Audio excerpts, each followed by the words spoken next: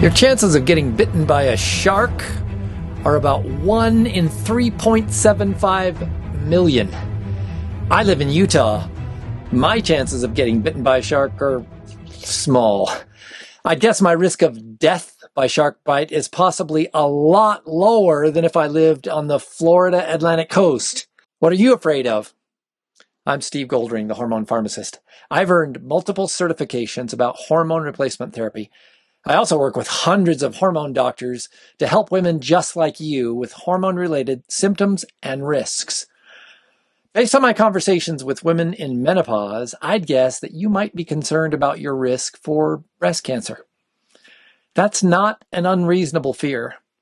The risk of being diagnosed with breast cancer is about 12.5%. That means that 1 out of every 8 women will get a breast cancer diagnosis. If we look at whether you'll actually die from breast cancer, that number's closer to 2.5%, which means that about 1 out of 39 women will actually get breast cancer and eventually die from it. My intention here is not to downplay the seriousness of breast cancer. A breast cancer diagnosis can be absolutely devastating. My wife and I know several women, some even very close in our family, who've been diagnosed with breast cancer. Their breast cancer journeys have been incredibly difficult, heartbreaking, painful, devastating. We were both with a very dear friend of my wife's who passed away after a long battle with breast cancer about 6 or 7 years ago. I do take breast cancer very seriously, and if you've been unfortunate enough to experience it, my heart really goes out to you. But I want to place the fear of breast cancer in a larger perspective, a perspective that compares your risk for breast cancer against your risk for other dangers that you're very likely to face. What if I told you that there was something that has a very strong possibility of making you very sick? But not only that, it's also extremely likely to kill you. It's a disease that kills over 700,000 people in the U.S., roughly the number of people who live in either Seattle or Denver. This disease kills 1 out of every 5 Americans of all ages. What is this man-eating and woman-killing disease? It's heart disease, the single most common cause of death by far. Heart disease kills more women than all forms of cancer combined. Your lifetime risk of dying from heart disease is 1 in 5. But how many 20-year-olds do you know who've had a heart attack? I don't know any. Heart disease is definitely a disease that gets a lot riskier as we get older. Our arteries start to get plugged up with plaque as we get older, and eventually they can get blocked. The arteries that supply blood directly to the heart muscle can, given the right risk factors, get completely blocked and cause a heart attack. If you're over 50, like me, my chances of dying from this scary disease are about 1 out of 2. That's for men. Women are a little luckier. At age 50, the risk of women dying from heart disease is about 1 out of 3.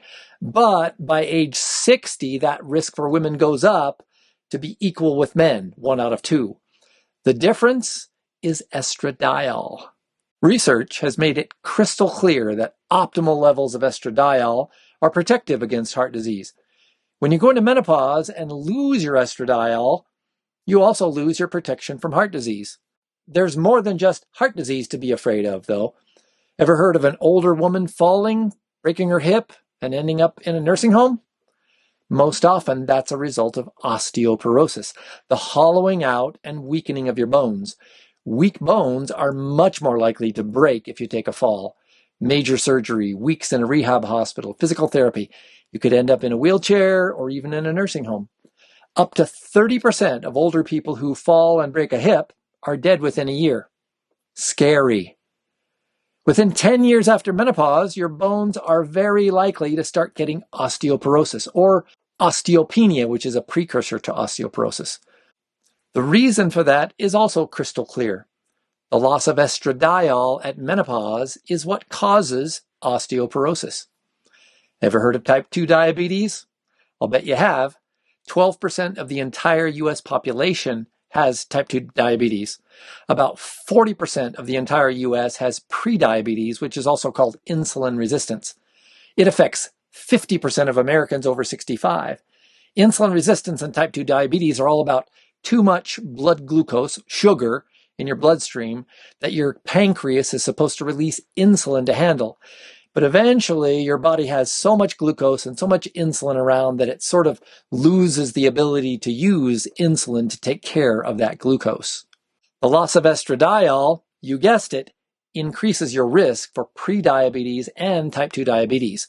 Type 2 diabetes is the 8th leading cause of death, but it also contributes to many of the causes ahead of it on the list.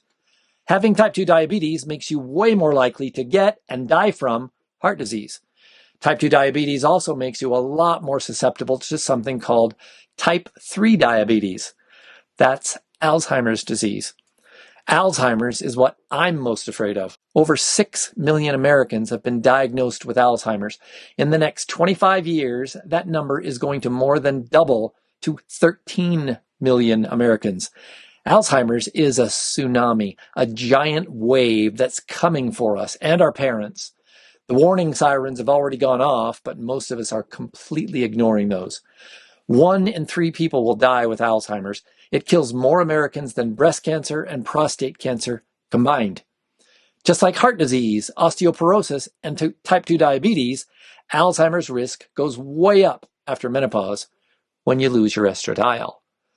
So my advice is to be afraid. Be very afraid. I'd also like to suggest that you might consider being afraid of the things that are most likely to kill you.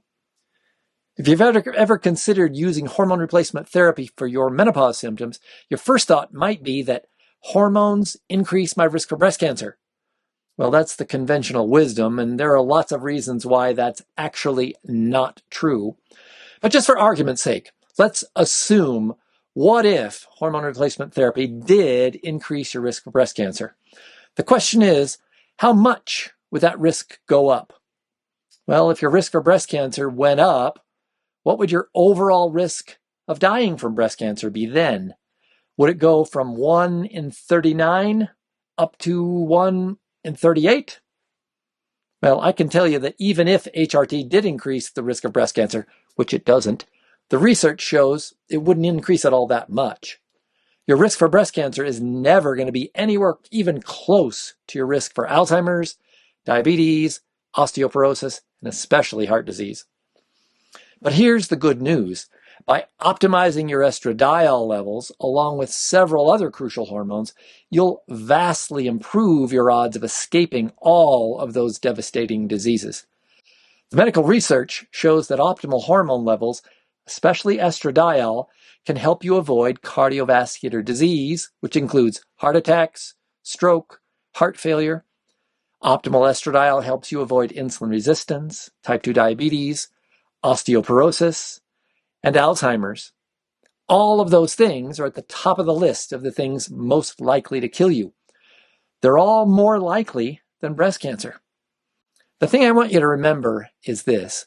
Whether you optimize your estradiol and your other hormones or not, you're going to face risks either way.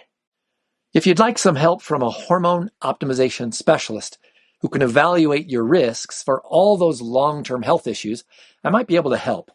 I know several hundred providers all over the US, Canada, and a handful in the UK who specialize in hormone optimization. Visit my website at simplehormones.com/referral to fill out my form to ask for a referral for a provider near you.